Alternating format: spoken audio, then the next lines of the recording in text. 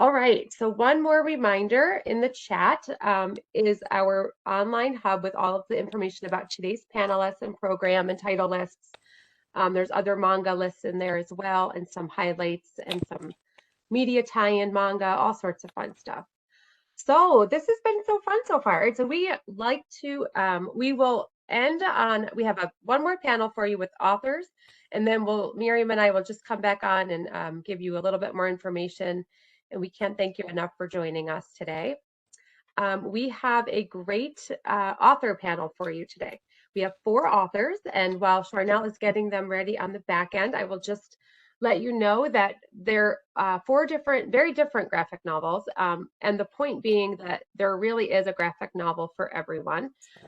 The authors will come on, they'll talk about their book, and they will have about 5 to 6 minutes each to talk about their titles, and then we'll ask them a question at the end. But if anybody does have a question for any of the authors while they're talking, you can put them in the chat and we will make sure that they see them.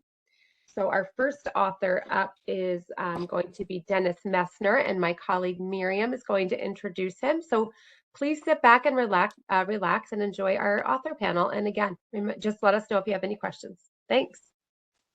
Hello, everybody. Welcome to this Graphic Novels for All Fandoms session. I'm honored to introduce our first panelist. Raised in rural Missouri, where he learned such important skills as drawing, singing, and how to field dress a deer, Dennis Messner has created, written, and storyboarded animated projects for Disney, Cartoon Network, DreamWorks, and Nickelodeon, as well as illustrated a series of children's books. Here today to talk about his first solo middle grade adventure story, The Impedes, a graphic novel published by Top Shelf Productions.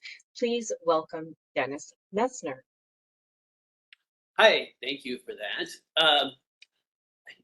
Hello, my book is, as she mentioned, The Impedes, which is a middle grade graphic novel, and it's about a pot-bellied pig and iguana who were sick and tired of being petted, so of course they just went ahead and declared independence and broke out of their petting zoo. So it's that old yarn, right? It's stop me if you've heard this one. Anyhow, Pigman, Ignatius Pigman, and Lizardo Van Buren Van Halen have now started the Impedes, which is just their very own freelance pet business, and one in which they have one very big rule, which is absolutely positively no petting ever. So while these 2 best friends are out and stirring up new pet business, they're also being relentlessly pursued by a ruthless and very detail-oriented maintenance man who is named, of course, as all maintenance men are named, Maintenance Man Kinney. One big conceit that you might see on the screen there is that the whole book is being narrated by the pig, who is our kind of Pigman, is our kind of wimpy yet very convinced of his own genius pig protagonist narrator. And throughout the book, he kind of refers to himself as a child pig prodigy. And and he's writing, like the picture, he's writing the whole thing on used paper plates that he took from the petting zoo that he calls his paper plate diaries, because of course, why wouldn't he? And still, as much as he'll never wants to admit it, Pigman is kind of nothing without his little brother-like little sidekick, Lizardo, the little lizard, who's loyal, impulsive, nearsighted. What else? Has a skin shedding problem. So I should mention that one of the big creative impetus behind this book was me just trying to tap into a little bit of a big brother, little brother dynamic that was just a tiny bit reminiscent of what I had with my own real life little brother. As a kid, as you might imagine, I was always into drawing cartoons, making little comics, all that stuff, making up stories. And my mom made the huge mistake of telling me I was a genius, which of course went straight to my head, like the pig. And so also from my earliest memories, I always felt like adults were talking down to me and my little brother. So really, it was just a tiny little hop and a skip over to know-it-all pig. I was a little bit chubby too, and weird high-energy lizard sidekick who they just kind of wanted people to stop petting and talking to them in baby talk. So from the start, I kind of always thought about this as like an Odyssey, like road trip that they went on over a series of of books that's kind of like The Fugitive meets Plane, Trains, and Automobiles in the silliest possible way. One thing I do want to mention is, like, in the book, there's a part where Pigman declares independence from his petting zoo by putting a paper plate Declaration of Independence on the maintenance man's tool shed, which was sort of very directly inspired by something that happened to me in the 7th grade. Without naming names, Mrs. Rasmussen was our very kind and funny homeroom teacher, and she was just suddenly and inexplicably replaced by a kind of uptight and fussy Mrs. Husher. And since we were studying at the time the American Revolution, I thought it would be maybe a good idea just to go ahead and draw a replica of the Declaration of Independence and then change all the wordings and then maybe just go ahead and declare independence from Miss Hosher. And so I passed it around. All the kids signed it. I put my John Hancock where John Hancock had his John Hancock, did the swirly swirly, and taped it to Mrs. Hosher's desk, which immediately earned me like 3 days of detention / solitary confinement in an upstairs schoolroom, which I'm pretty sure was illegal. The postscript of this is kind of like, I was just getting DMs just the other week where somebody like from my old classmates who were like, that part where the pig, I ordered the Impedables, and that part where the pig puts the independence on the door, that's Miss Husher, right? And so it was like, of course, yes. Why, how could it not be?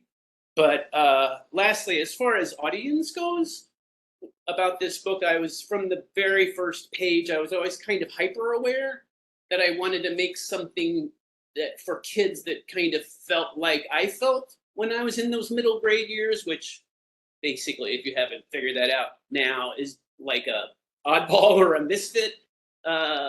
In the book, I think the pig calls them wimps and weirdos, but I would also throw in like reluctant readers or anybody really who feels like they are craving independence, which goes back to Miss Husher and all of that.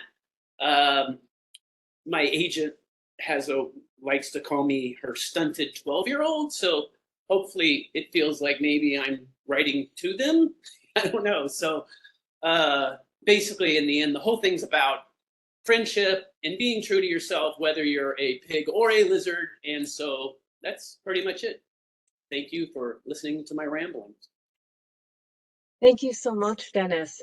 Just wondering if there are other adventures in store for Pigman and Lizardo. Yeah, there is already in the can a book 2 where they go to what they call Big City, which is basically like a knockoff of New York City, obviously, and they have all kinds of they have some crazy, it gets kind of crazy over there. And so yeah, and then I just started roughing out a new one where it takes place on a boat, on a tuna boat. So they end up in the Atlantic. So it's basically the third leg of the road trip, the giant road trip to nowhere. Wonderful. Thank you so much for sharing. We're excited about the Impedables. Oh, thank you. Thank you. Thank you, Dennis. That was fun. I remember once having a really nice teacher and her being replaced by a really different version. You don't forget those kind of things. You just It's the don't. worst, right? It makes a Yes. scar that doesn't heal. It's pretty rough. Yes. Well, next up, we are so excited to introduce, well, not introduce, but to bring back and have Cecil Castellucci. We love when you are on our program. I'm not good at this. We have a Star Wars book from you today, which I feel like we have talked to you about many different projects that you're working on. And so we're very excited to hear about this one today. But I'm going to be organized and give your formal bio first. And I put my headset on because there's this fire truck going by. So Cecil Castellucci, not that she really needs an introduction, but she is the award-winning and New York Times best-selling author of books and graphic novels for young adults, including Shade, The Changing Girl, Boy Proof, The Plain Jane, Soupy Leaves Home, and many, many more books. In 2015, she co-authored Star Wars Moving Target, a Princess Leia adventure. She is currently writing Batgirl for DC Comics. Her short stories and short comics have been published in Strange Horizons, Tour.com, and many other anthologies. So you're very busy.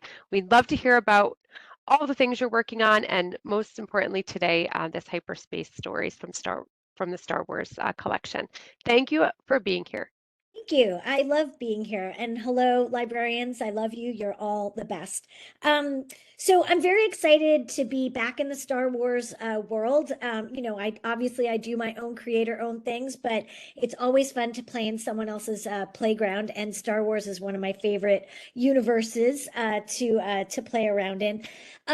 Star Wars Hyperspace Stories is actually a monthly comic that comes out on Dark Horse, and this Rebels and Resistance is the first sort of collection of 4 issues of Rebels and Resistance in our series. So the series is actually written by me, Amanda Diebert, and Michael Morrissey. And each one of us is tasked with writing 4 issues that take place during different timelines in the Star Wars universe, sort of standalone, small stories that take place. This is from Amanda Diebert's story, which is about Obi-Wan and Anakin, sort of Clone Wars time. So each story takes place in a different time in the Star Wars universe, and they're not coming out in chronological order. So you'll jump from the new trilogy to the old trilogy to maybe something from the Clone Wars or Rebels, and it jumps around. But there is one thread that Amanda, Michael, and me came up together that sort of ties all of these books together. It's kind of like, I can tell you all, it's spoiler, that it's kind of a Velveteen Rabbit kind of situation. There's a small Wookiee doll that is a sort of thread story that is running through every single issue. So from the High Republic to the end of the third, the sequels, that runs through. You can see the little doll is in the hand. Oh no, that's a child. But anyway, so the doll isn't there, but the doll is very important, and it kind of runs through and it ties together this whole series.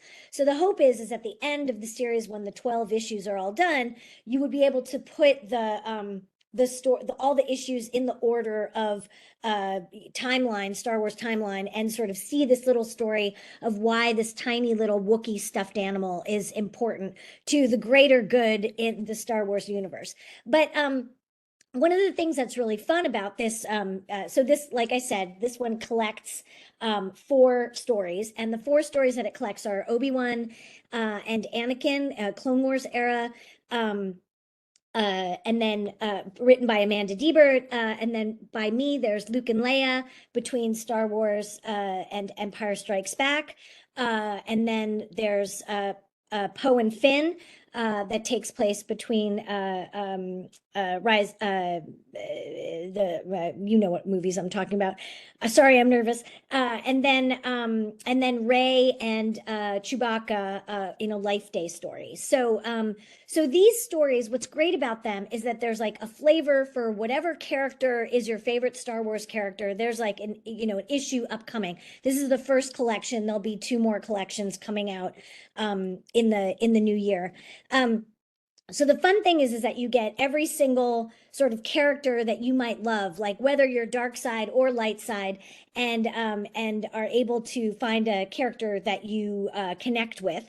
And they're standalone stories, so you don't really need to, keep reading to find out what happens here and there. And the whole point of the Velveteen Rabbit, kind of little rabbit, is that the right one? Yeah, that's the right one, right? The doll that goes all the way through, or Edward Tulane.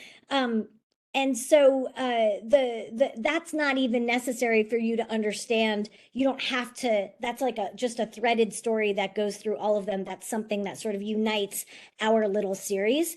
The other thing that we all did is that this is really all ages. So it's really for any Star Wars fan. It's for littles all the way to adults who like Star Wars. So you can really hand it to anybody who's just like, I want a great Star Wars story that's kind of quick and easy read, fun.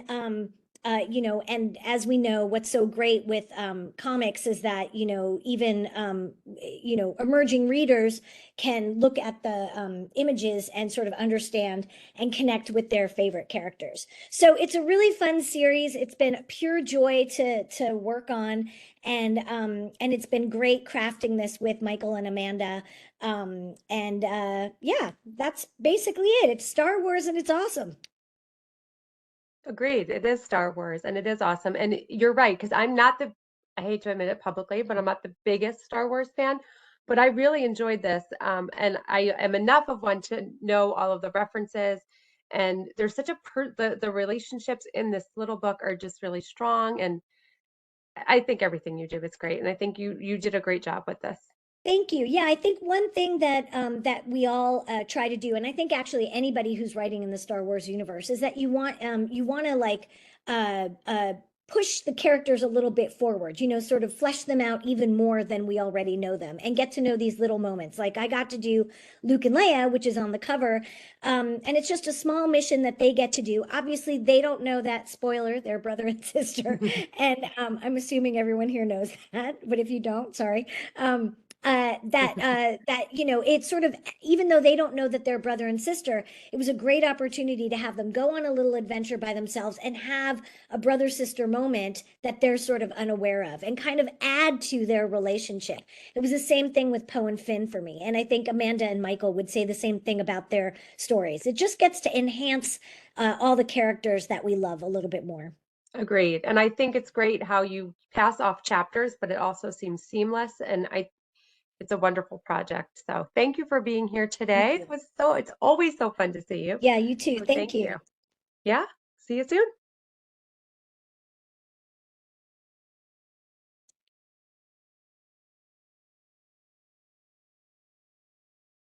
Hello. Hello. I'm pleased to introduce our next guest speaker. Based in Boulder, Colorado, Stephen Graham Jones is the New York Times best-selling author of nearly 30 novels, collections, novellas, and comic books, including Mongrels, The Only Good Indians, and My Heart is a Chainsaw.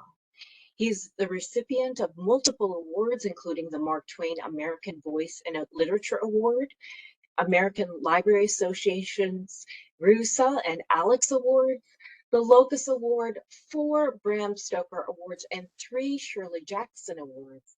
And here today, he joins us to talk about Earth Divers, Volume 1, Kill Columbus, a time-hopping horror thriller collection. Congratulations and welcome, Stephen. Thank you. Thanks for having me. Thanks all y'all for being here. I was watching Dennis present his book, looking at his shelves, and I was like, mine are so empty. But we just repainted these shelves, so all the books are in the other room while this is all drying, so the books don't stick. Earth Divers. Earth Divers is 21. It's 2112. The ecosphere has collapsed. All the everything is polluted, basically. Like we kind of, the trend continues that we are now on, I should say. And for native, I want to say survivors, but even today I call us survivors. Just for Indian people living in the Southwest, stumble upon a cave that has been revealed because the rivers have dried up, and below the level of the water where this river used to be, there's a cave that has not been seen for ever, probably. Turns out, if you go into that cave, carrying carrying whatever you're carrying, if you're carrying um, I don't know, FDR's favorite pen, if or whatever, then it takes you back to where that pen is from. And they figure this out, and they decide that they don't want the world to be trashed like it is. Who they indict for having trashed the world is America. I mean, which is a little bit of a simplification. I think the whole world is, responsible for the ecosphere. However, they think that the world has kind of followed America's lead in regards to taking care of things, not leaving their trash everywhere. So they think the way they can save the world is by stopping America from happening. And so they find a Christopher Columbus relic. They go back to 1492. One of them goes back. There's four of these people: Tad, Sash, Yellow Kid, and Emily. Of those four, Tad is a linguist. He speaks, I don't know, 8 or 9 languages, and he's the only one who can talk with people in 1492 on these ships. Even now, we're not sure what language Columbus spoke. In day-to-day life, he wrote in Latin. He, being a sailor at the time, he knew a lot of the common seafaring languages. Tad knows all of these, so he goes back, fakes his way onto the one of the 3 ships, and his job is to stop Columbus from reaching the Americas, from opening that door. And the problem with that is that he is not a killer. He's not a soldier. I'm not saying soldiers are killers, but his job is basically to kill Columbus. And his wife is a soldier. She would have been so much better fitted for this. She's got tactical operations in her head. Tad, he's got languages in his head. So he has to figure out how to navigate 1492 and how to navigate the ethical quandary of having to kill people.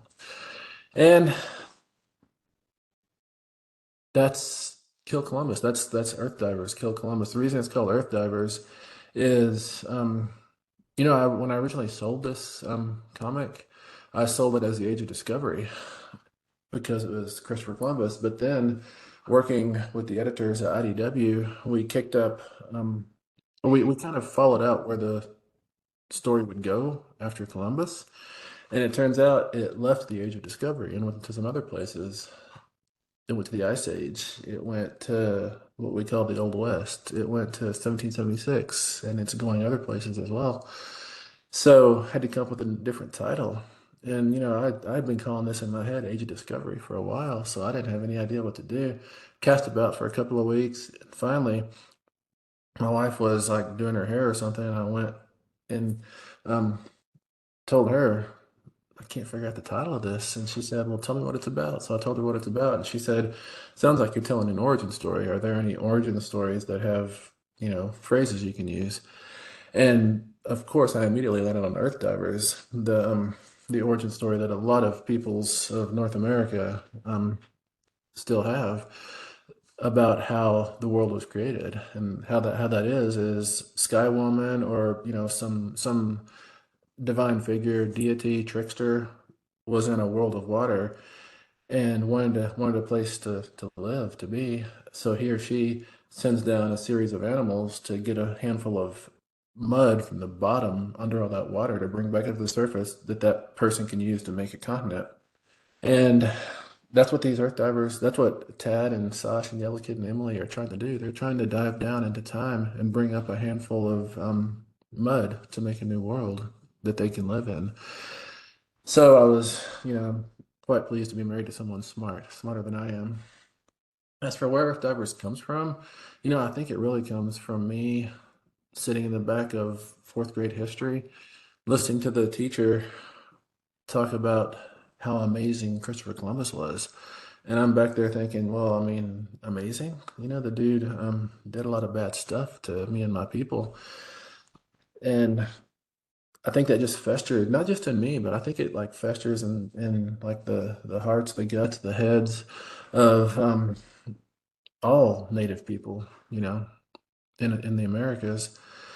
We all it feels like it's quite cathartic to go back in time and cut Christopher Columbus's throat. I didn't realize that. People always talk about how fiction is cathartic, and I understand it, but I don't know if I've really understood it until I got to go back in time and kill Columbus. feels really, really good. I think I'm tempted to make this into a time loop where I just get to do it over and over and over again. That'd be really fun. But that's Earth Divers, and the first arc, which is in that trade, is out in September. The first 6 issues, the 1492 arc, the Kill Columbus arc. Thank you. Thank you so much, Stephen. In your introduction, you point out that there's 1,000 kids sitting in the back of the history classroom. Such a powerful reference to that time being in the classroom. Really, congratulations on the publication of this book. Just wondering, since it is really a village that created this beautiful book, if you could talk a little bit about what it was like to work with David, Jean-Felice, Joanna Lafluente, Steve Wands, and Raphael Albuquerque. Oh man, they've all been so amazing. They they make me look a lot better than I am. I mean, there's a reason it says created by me and Davide, because his art brings it alive in ways that I never would have suspected. And just his thumbnails, when we were dreaming up how these characters are going to look, his thumbnails completely made the story different. The way he did Tad's hair, the way he drew Columbus, that regal pose he has and everything. It's been amazing. And then Joanna comes in and she colors it with and she colors it with these like tones that are particular to each era, I guess. Tone is probably the wrong word, but I think palette is the word I'm supposed to use. I'm not a colorist, and it's cool how she can distinguish things like that. And then Steve, the letterer, he is endlessly patient with me because I am making changes up until like the last microsecond before it goes into the print wheel, and he just makes it all work. And then Raphael Albuquerque on those covers, he gave it that iconic cover that's up there now, which is amazing. I've been, studying his art for years and years, so it's really cool to have him on a project I'm working on. Thank you so much. Thank you, Earth Stephen. Divers is coming out in September. It's really great. And honestly, that cover is one of the most striking things I've ever seen. So, hi, Amy. How are you? Hi, how are you? Good. So last up, we are so excited you're the last author on our panel. We are so happy that you're with us today. Amy Chu is a writer for comics and TV, currently with the Netflix anime series Dota, Dragon's Blood. And if you haven't seen that or watched the trailer, you will be sucked in immediately. It's such a powerful creation. Her comic works include an acclaimed run on Red Sonja for DC and Marvel. She's written stories for Wonder Woman, Poison Ivy, Deadpool, Ant-Man, and Iron Man. Just a few. For young readers, she has written the graphic novel Sea Sirens and Sky Island, and Anna and the Cosmic Race. We are always so thrilled to talk to graphic novel creators. All of you always have this background and this extensive collection of things that you work on. So when you have something so special like your newest book, oh, I'm so bad at that, Carmela, we just love for you to be able to talk about it for a little bit and tell us about the process and about the book a little bit. And thank you again for being here today. Oh, it's my pleasure. It's always exciting, and I see a few people I know in the audience out there. Shout out to my Pokemon Go friends, you know who you are. So Carmilla is a very special book. Sea Sirens, which is also available through Penguin Random House, it is more of a kid's book, whereas Carmilla is like, I don't want to say it's my first foray, but it is definitely a very mature. It's mature. It's the HBO Max. Oh, I guess it's no longer HBO, is it?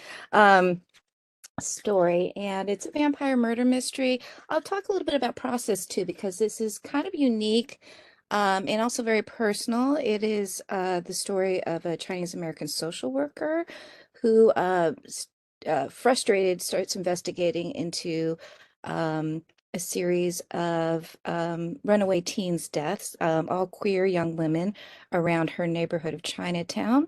And this is also set in 1996, so, a grittier time for New York City.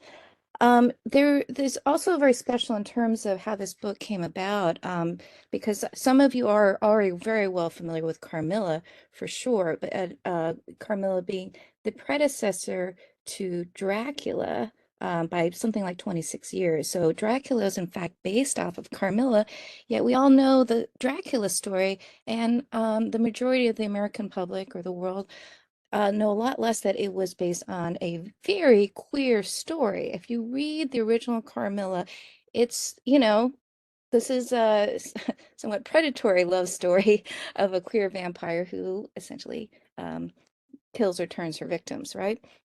And so I thought that in itself was super interesting. And of course, spoiler, right? If you read the original, you know that she dies in the end because how can you have such a vampire running around? So when I got, this is basically for the Dark Horse imprint Berger books, and some of you are familiar with Karen Berger, who created the Vertigo line for DC and really brought a lot of us into the world of comics. When I say a lot of us, non-superhero, largely female, drove the growth of that category. And so, of course, having lunch with Karen in San Diego Comic-Con, she asked, what do I got? And I'm like, I just threw out this little tidbit. It's like, did you know about Carmilla? And she had actually not. I'm like, well, this is an opportunity. She got very excited. And so here's not, I don't want to say it's the twist, right? Is that my thinking is that if I were Carmilla, first of all, I'm not going to be off like that, right? If you were Carmilla, what would you do? Obviously, Europe is very hostile to you. I would go to New York. I would go to New York and set up shop there. So this is really the story, not from Carmilla's perspective, but from Athena, the social worker's perspective of uncovering this mystery. And there's a definite Chinese American bent to it. You're going to get a lot of Chinese American history in here, just because I can, and it's important to the story. There's an intergenerational um, uh, a theme. What am I trying to say? Another layer of Athena's relationship with her grandfather, who doesn't actually tell her everything she needs to know. So, of course, there's another layer, a twist of that. But the most important thing I also wanted to sort of, when Stephen was talking about cathartic, it's not just the fact that, this is a very queer story, but it's also a very much of what am I trying to say here? The, there's a little bit of personal history here too for me in terms of how when we're immigrants coming to the US, frequently our families lie to us about our origins. So there's an uncovering of a mystery, not just for vampires, but also her origin story. So there's a lot of that going on. But the other element of the catharsis is too that we're such a multi-ethnic society. It just frustrates me that when we talk about vampires, there are vampires in almost every culture. But when we talk about vampires as a genre, it's almost always the European, very male-centric Dracula, Nosferatu. And so I try to, address that a bit too, by talking about um, the diversity in supernatural. So there's a long history of the Guernsey, the Jiangxi, but in Cantonese it's Guernsey, of the sort of Chinese, they're vampires slash zombies. So some of you may be already familiar with that a little bit, but there's obviously an element of that going on in this story. I hope I didn't go on too long, but it is been a very exciting ride. Sue Lee, who did the cover and of course everything in the book, has been wonderful to work with, and just the ability to work with a legendary editor like Karen. I hope you all enjoy it. If you haven't read it, I'm just so pleased with how it's turned out and how well it's been received. Just about every store I've talked to, for people who've been buying it, have sold out multiple times. So oh, thank you. I'm so excited to sharing this with you. And it's just a beautiful book, I think, overall. And it's dark. It's the darkest thing I've written. It is, I've been told it is the most vertigo book of the Berger books slate. That's a good way to describe it. It's a beautiful book on so many levels. And you're like terrified one moment, But there's so much heart in it. There's such a love underneath it all. Then there's also the relationship with the grandfather. So there's that cultural aspect. It really has a little bit of everything. It is really, really stunning. I can't say enough about it myself. And I'm a wimp, but I still really liked it a lot. So we'd love to bring all of our wonderful panelists back on the screen. That was a great program. And like I said, all of the books were so different, but as you can see, there's something for every reader. And that's what we are kind of hoping today, because we have librarians, and patrons, but mostly librarians on the call that do the selecting for all their different readers. And this helps them with not only their own personal reading lists, but their readers advisory. So we think it's imperative to have a book for everybody on the list. Maybe if before we wrap up, if maybe you guys can just give us a graphic novel that you're reading, or something that continues to inspire you while you're writing. That would be a great way for us to maybe end the program. We could start with you, Amy, if you'd like. Oh, okay. I had just finished Third State, and that's just like an amazing book and a graphic novel. And I'm blanking on the author right now, but I'm sure many of you have it on your shelves, and that's just been really inspiring in terms of, I guess, emotion, right? And just telling a really great autobiographical story. Great. And what about you, Cecil?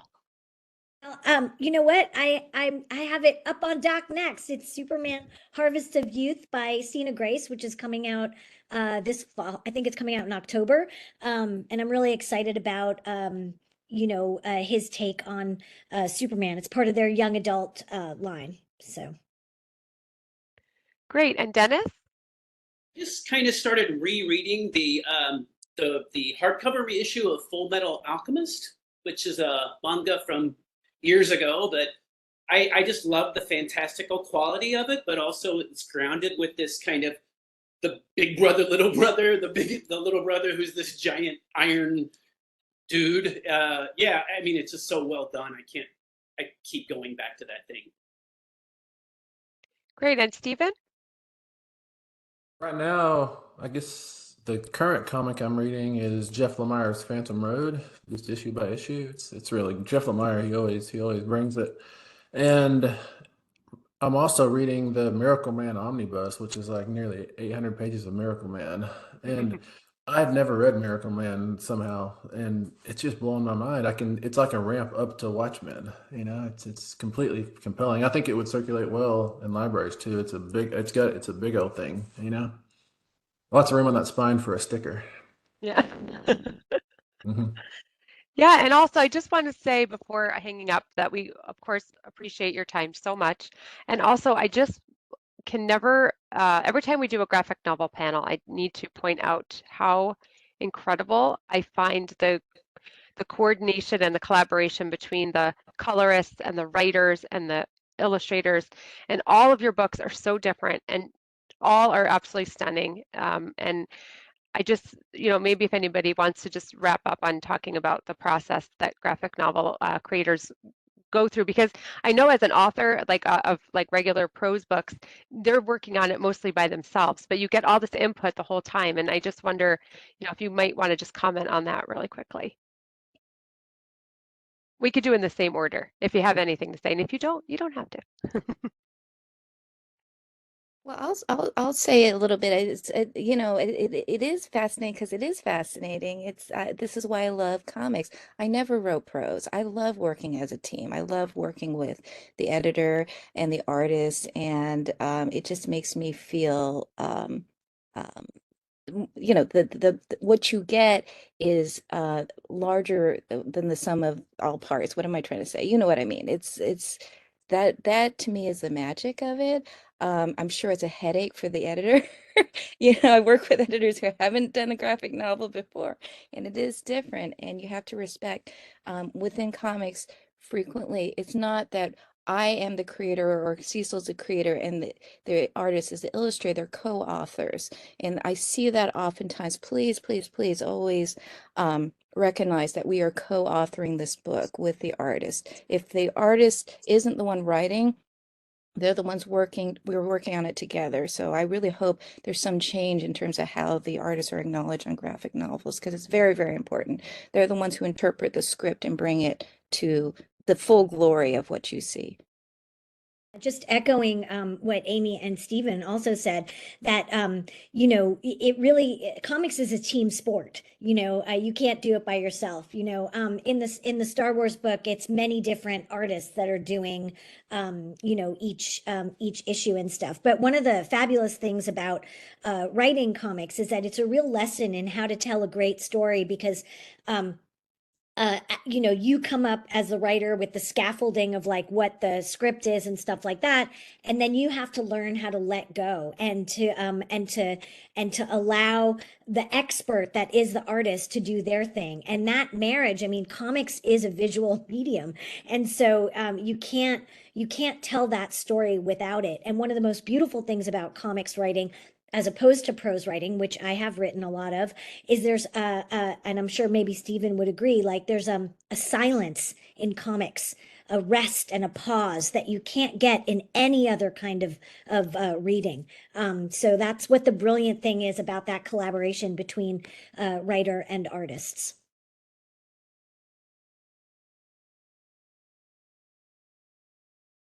Yeah. Dennis or Stephen, did you want to add anything? If not, we. I'll just say that, like, I mean, I found comics as kind of a way out. I was kind of different, and I was like in my own little black box trying to figure out what to do. But in my day job, I do sometimes storyboard for animation, and I just felt like it's so structured and there's so much outline involved that I felt free a little bit to kind of jump off a cliff and experiment and try things. So I kind of felt it as pretty liberating and joy to get into, in a kind of way out of a creative block. Yeah, and you know, Cecil's right about the quality of the silence in a panel in a comic book is completely different than what you can do in prose fiction. And I think it's different than what you can do in cinema or TV as well. Comics really have a different, I don't know, it's just a different quality of silence, which is amazing. And yeah, there's good magic and bad magic. Like the good magic for me about it being a team sport, like y'all are saying, is that my editor keeps me from messing up, or she fixes my mess ups, or she tells me to fix my mess ups because I'm doing a time travel story, but I don't write with plans and I don't pay attention to what I'm doing, and you kind of have to with the time travel thing, you know. And so she tells me you can't do this because it time travel is all wrapped back on itself, you know, the grandfather paradox and all that. So my editor Maggie Howell, she keeps Maggie keeps me straight. Anyways, the bad magic to me is publishing issue by issue, month by month. I'll figure out in issue 5, I should have done something in issue 2 to make issue 6 work, but I can't go back to issue 2 to fix it, you know, which that's a weird sort of like, it's permanent. I can't, I have to figure out what to do in issue 6 in a different way now, which when I started out writing comics, my friend Daniel Krause said, you know, he had just done the autumnal, which I think it went 9 issues. He said he just wrote them all at once so he could go back and fix it. And I was like, oh, that's what you do. But I didn't do that. I knew the right thing to do, and I still did it month by month. And so I learned my lesson about that. I will say, Stephen, I am always intimidated by the time travel. I could never write it. I think it's fascinating when people do, but I can't even keep straight what's happening now, let alone Mhm, mhm. reorganize the Yeah. past. So, It's kind of, you know, time travel kind of becomes a choose your own adventure where you got your finger yeah, in like 8 yeah. places in the book trying to track what's going on, you know? Well, what a fun panel. What a great day. We thank you all so much for being here today. And I really do always appreciate the graphic novel panels because of all the different levels that creativity that go into one issue. It just makes the conversation so much more interesting. So thank you all so much for being here today. And if anybody has, last minute questions for the authors that you didn't get a chance to ask, we are happy to pass them along after today. But thank you. Thank you all of our West Coasters for getting up so early. Now you can go have breakfast. Have a great day. Thank you. Thank Thank you. you.